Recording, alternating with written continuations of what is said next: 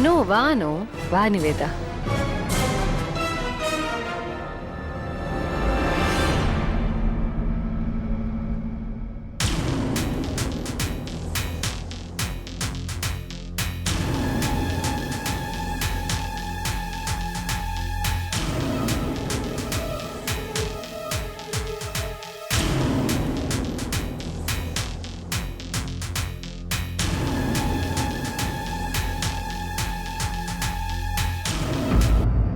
அனு,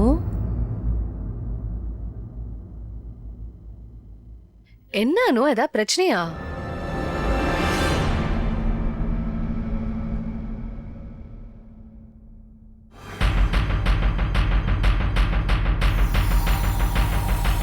உன்ன மாதிரியே நான் இருக்கேன்னு நினைச்சு சந்தோஷப்பட்டுட்டு இருந்தேன்.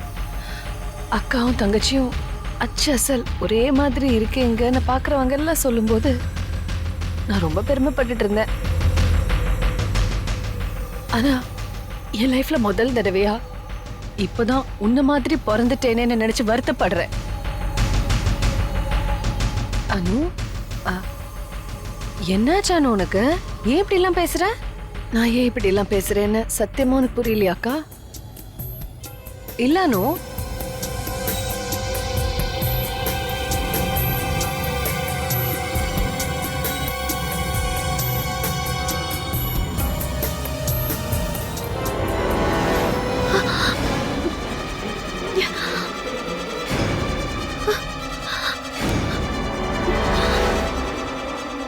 சொல்லுடி, சொல்லு. பெரியம்மா, அம்மாக்கு எல்லா உண்மையும் தெரிஞ்சிருச்சு.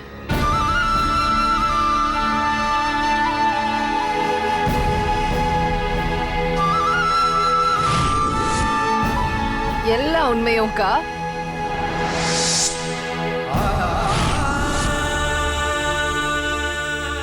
அது வந்தானு நீ தேவையில்லாம ஏங்கா எதுக்கு என்ன சுத்தி இத்தனை பொய், இத்தனை நாடகம், இத்தனை ஏமாற்றம்?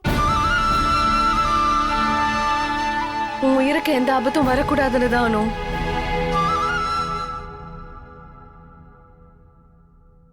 உண்மையை தாங்கிக்க கூடிய மன தைரியமும் உடல் ஆரோக்கியமும் உனக்கு இல்லைன்னு டாக்டர் சொல்லிட்டாங்க. அதனாலதானோ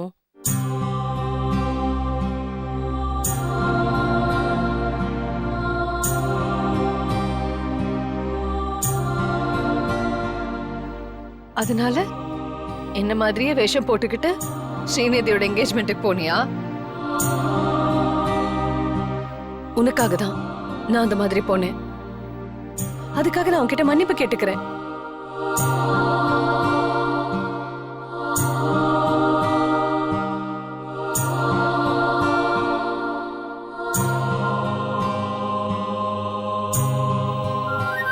அனு, ப்ளீஸ். எனக்கு புரியுதுக்கா, எல்லாமே என் நல்லதுக்கு தான் புரியுது. பல்லவி அவரோட செகண்ட் வைஃப் நிவேதா சொன்னா. அத கேட்டதுல இருந்து எனக்கு ரொம்ப ஷாக்கிங்கா இருந்துச்சு. அவரால எப்படி என்ன விட்டுட்டு எனக்கு ஒரு துரோகம் பண்ணி இன்னொரு பொண்ணு கழுத்துல தாலி கட்டி எனக்கு தெரியாம இத்தனை வருஷம் குடும்பம் நடத்த முடிஞ்சிச்சு. ராஜாராமன் மேல எந்த தப்பும் கிடையாது. அவரால உனக்கு துரோகம் பண்ண முடியும்னு நீ நம்புறியா? நம்ப முடியலக்கா. அதான் நான் குழம்பி போய் தவிச்சுக்கிட்டு இருக்கேன். ஓகே, ஒரு half an hour நான் சொல்றதெல்லாம் கொஞ்சம் பொறுமையா கேளணும். அப்போ உனக்கே நம்பிக்கை வரும்.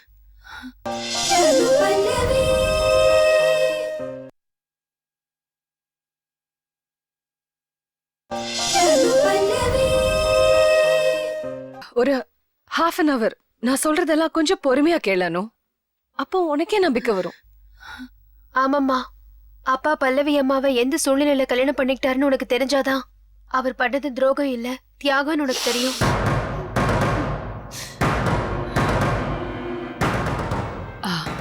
அனு, சேலத்துல நடந்த மேரேஜுக்கு நீ அப்பா அம்மாவோட போயிருக்கும் போதுதான் அந்த ட்ரெயின் ஆக்சிடென்ட் நடந்துச்சு.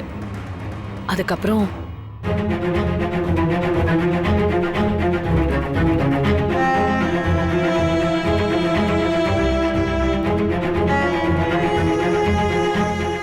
தென்னக ரயில்வே வாணியம்பாடி ரயில் நிலையத்தில் இன்று அதிகாலை பயங்கர ரயில் விபத்து ஒன்று ஏற்பட்டது. 3 ரயில்கள் ஒன்றோடு ஒன்று மோதிக்கொண்டதில் பலத்த உயிர் சேதம் ஏற்பட்டிருக்கலாம் என அஞ்சப்படுகிறது. அனு வந்துட்டு இருக்கிற ட்ரெயின் ஆக்சிடென்ட் ஆயிடுச்சா? இப்பதான் நியூஸ்ல சொன்னாங்க. அனுவோட உடலை கூட பார்க்க கொடுத்து வைக்கல. விபத்துல இறந்த பல பேருடைய உடல்கள் செதஞ்சு கூழா போயிடுச்சா? இல்லம்மா, உங்க மருமக சாகல, உயிரோட தான் இருக்காங்க. மனுஷங்க பொய் சொல்லலாம், ஆனா ஜாதகம் பொய் சொல்லாது. அனுவே நினைச்சிட்டு இருக்க சொல்றீங்களா? அதனால ராஜாராமனுக்கு 2வது கல்யாணம் செஞ்சு வச்சுட்டா என்ன? போதுங்க. அனு செத்துட்டானோ, என் பிள்ளைக்கு 2வது கல்யாணம் பண்ணி வைக்கணும்னோ இனிமே தயவு செய்து என் காது பட வந்து பேசாதீங்க. போயிட்டு வாங்க. செத்து போன அணுவை நினைச்சு நீ அணுவா தேஞ்சு போறத நான் விரும்பல. அதனாலதான் உனக்கு 2வது கல்யாணம் பண்ணலான்னு சார் நான் முடிவு பண்ணிருக்கேன். என்ன சொல்ற? என் பொண்ணு பல்லவியை தான் உனக்கு 2ஆம் தரமா கொடுக்க போறேன். அனுவுக்கு அப்புறம் வேற எந்த பொண்ணையும் என்னால நினைச்சு கூட பார்க்க முடியல. ஆனா விஸ்வநாதன் சார் பேச்சையும் என்னால தட்டி கழிக்க முடியலமா. நடந்து போன விஷயத்த மறந்துட்டு நடக்க போறத நினைங்க. எனக்கு நல்லா புரிஞ்சு போச்சு. நீங்க எல்லாத்தையும் முடிவு பண்ணிட்டு தான் என்கிட்ட பேச வந்திருக்கீங்க. இத பாருங்க, நீங்க என்ன நினைச்சாலும் சரி, என் பொண்ணு ராஜாராமனை கல்யாணம் பண்ணிக்கணும்னு ஆசைப்படுறா. எனக்கு அதுல சம்மதம் தான். என் வார்த்தையை விட உனக்கு இவர் வார்த்தை தான் முக்கியமா போயிடுச்சு இல்ல? போ, இவர் சொல்றதே கேட்டு நட. இவர் பொண்ணைய கல்யாணம் பண்ணிக்கிட்டு நீ சந்தோஷமா இரு. ஆனா நானும் அனுவும் உன்னை மன்னிக்கவே மாட்டோம்.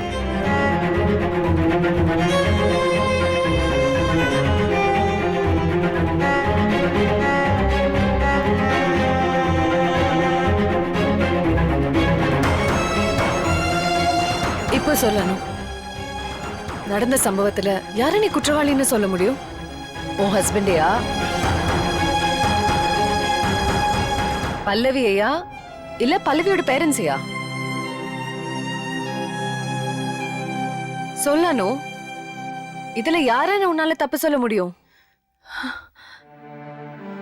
இல்லக்கா, இல்ல, இவங்க யாரையுமே தப்பு சொல்ல முடியாது. இதுல குற்றவாளின்னு சொன்னோம்னா என்னதான் சொல்லணும்? செத்துட்டுதான் நம்பப்பட்டனா மறுபடியும் உயிரோட திரும்பி வந்திருக்க கூடாதுக்கா. வந்திருக்க கூடாது. இல்லக்கா, நிஜம் அதுதான். இது பிரச்சனை, குழப்பம், இது எல்லாத்துக்குமே நான் திரும்பி வந்ததுதான்க்கா காரணம். அம்மா, ஏமா, அப்பா மேல உனக்கு எந்த கோபமும் இல்லையே? இல்ல நிவேதா. தேங்க்ஸ்மா.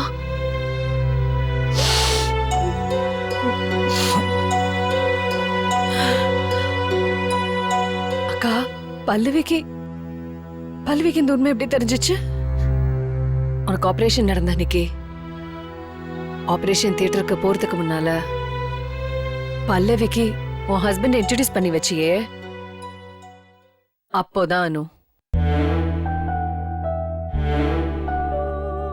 பல்லவி, இவர்தான் என் ஹஸ்பண்ட்.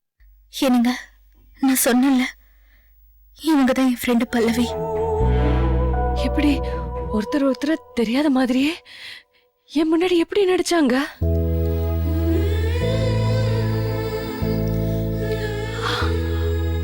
உண்மை தெரிஞ்சதுமே கத்தி ஆர்ப்பாட்டம் பண்ணி ஊரை கூட்டி அசிங்கப்படுத்தாம எவ்வளவு ஜெனுவினா மெச்சூர்டா நடந்துட்டு இருக்காங்க. உண்மையிலே பல்லவியோட மனசு யாருக்கும் வராதுக்கா.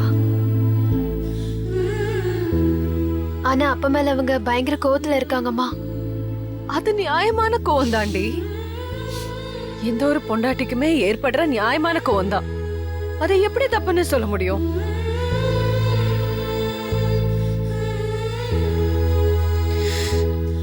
பல்லவியை நான் சந்திச்ச முதல் நாள் எனக்கு இப்போ நல்ல ஞாபகம் இருக்கு.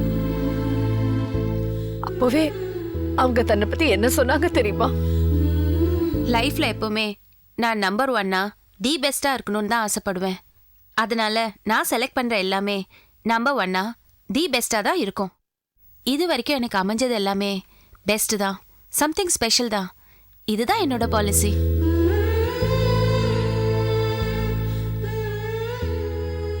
இப்படிப்பட்ட பல்லவியோட ஹஸ்பண்ட் இன்னொருத்திக்கு ஹஸ்பண்ட்னு தெரிய வந்துச்சுன்னா அவங்களால அதை எப்படி ஜீரணிக்க முடியும்?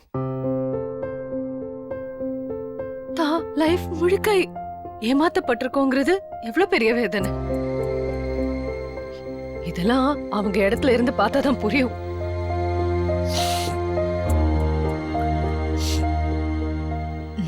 நீயும் பல்லவியோட இடத்துல தான் இருக்க, ஆனா நீ புரிஞ்சுக்கிட்டியே இல்ல. நானும் பல்லவியும் ஒரே இடத்துல இல்ல. நான் உயிரோட திரும்ப வந்தப்புறம் என்கிட்ட பல்லவியை பத்தி சொல்லாம மறைச்சதை கூட மன்னிச்சிடலாம். ஆனா பல்லவிய கல்யாணம் பண்ணிக்கிறதுக்கு முன்னால என்ன பத்தின உண்மைய அவங்க கிட்ட சொல்லாம மறைச்சது நிச்சயமா மன்னிக்க முடியாத தப்புதாக்கா. அவர் ஏன் இந்த விஷயத்துல இப்படி நடந்துக்கிட்டாரு? எல்லாம் விதி அனு, வேற என்ன சொல்றது? ஆனா இதுக்காக உன் ஹஸ்பண்ட் இந்த நிமிஷம் வரைக்கும் மனசுல வேதனையை சுமந்துகிட்டு இருக்காரு. இப்போ உனக்கு உண்மை தெரிஞ்சதுக்கு அப்புறமாவது அவர் வேதனை தீரணும். அதுக்கு நீதான் எப்படியாவது ஏதாவது ஒரு வகையில முயற்சி பண்ணணும்.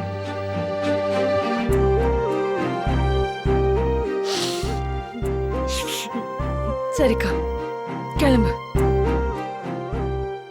எங்கம்மா பெரியம்மாவை கூப்பிடுறீங்க? பல்லவியை பாக்குறதுக்கு.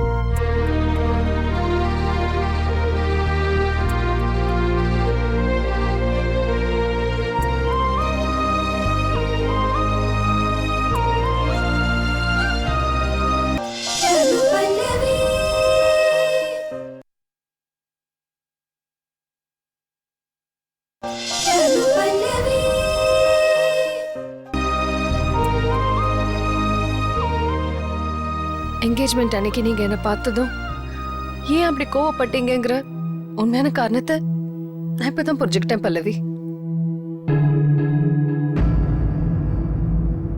சாரி பல்லவி, எனக்கு இப்பதான் எல்லா உண்மையும் தெரிஞ்சிச்சு. போதும் ருக்கு, எதுக்கு இவ்வளவு நடிப்பு?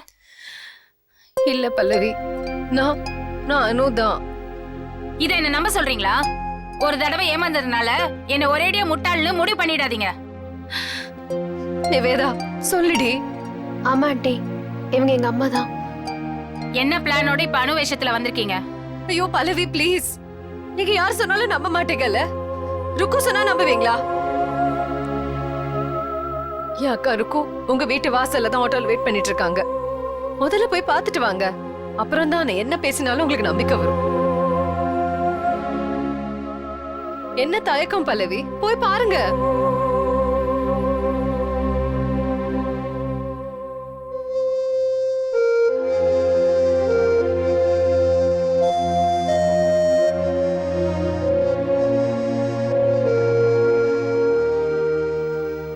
அனு, நடந்தது எதுக்குமே மாப்பிள்ள காரணம் இல்லம்மா.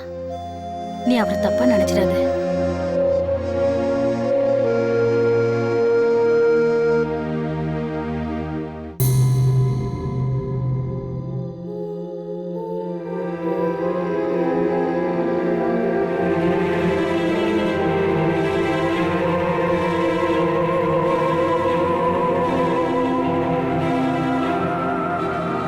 என்னாச்சு பல்லவி? உள்ள வந்திருக்கிறது அணுவா ருக்குவான்னு எனக்கு ஒரு சந்தேகம். அது இப்போ கிளியர் ஆயிடுச்சு. இனிமே நீங்க சந்தேகப்பட வேண்டிய எந்த அவசியமும் இல்ல. நீங்க இவ்வளவு நாளா என்ன எதிர்பார்த்துட்டு இருந்தீங்களோ அது இப்ப நடந்துருச்சு. அனுக்கு எல்லா உண்மையும் தெரிஞ்சிச்சு. நாங்க எல்லாரும் சேர்ந்து மறைக்கணும்னு நினைச்ச உண்மைய என்கேஜ்மெண்டோட வீடியோ டிவிடி காட்டி கொடுத்துச்சு.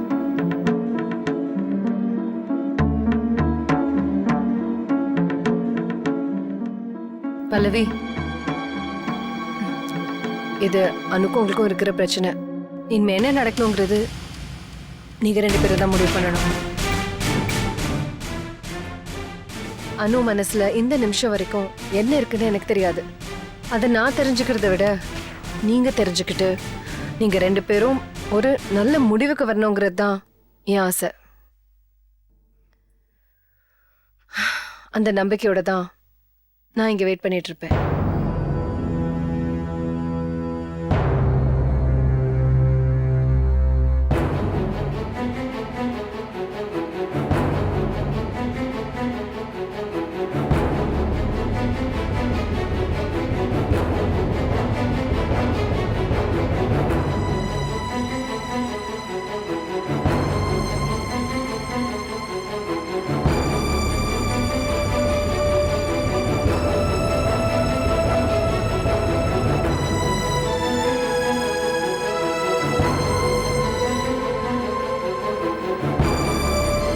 என்ன பல்லவி, உங்க சந்தேகம் தீர்ந்துச்சா?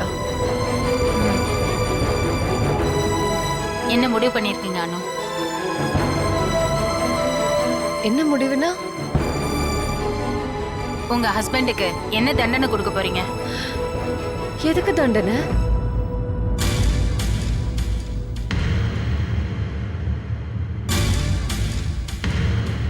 அவர் உங்களுக்கு பண்ண நம்பிக்கை துரோகத்துக்கு.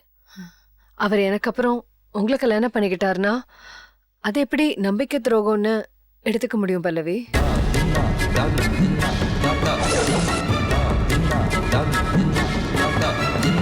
பல்லவி, அவரை தண்டிக்கிறதுல எந்த விதத்திலயும் நியாயம் இல்ல.